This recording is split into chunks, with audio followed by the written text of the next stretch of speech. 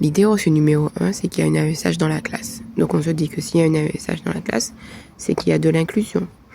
Mais en fait, là, dans la réalité, c'est que une AESH ne veut pas dire qu'il y ait un accompagnement pédagogique effectif, réel et efficace.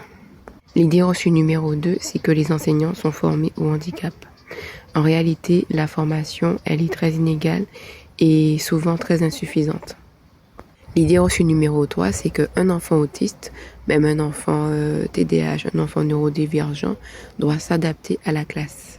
En réalité, c'est l'inverse qui doit se produire lorsqu'on est dans l'inclusion.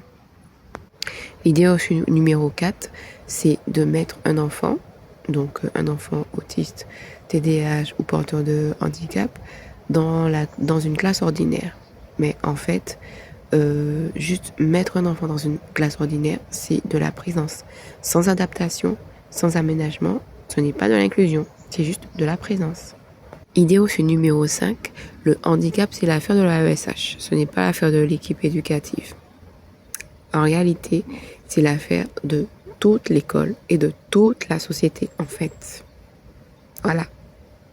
Déconstruire ces idées reçues, c'est la première étape pour changer les choses. Et toi ? As-tu déjà entendu ces idées reçues? Dis-moi en commentaire. Je t'attends.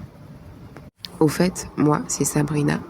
Et sur ce compte, je te parle d'inclusion à l'école, d'inclusion dans la société civile, d'inclusion des personnes autistes, neurodivergentes, neuroatypiques, porteuses de handicap. Si ça t'intéresse, abonne-toi. L'idée reçue numéro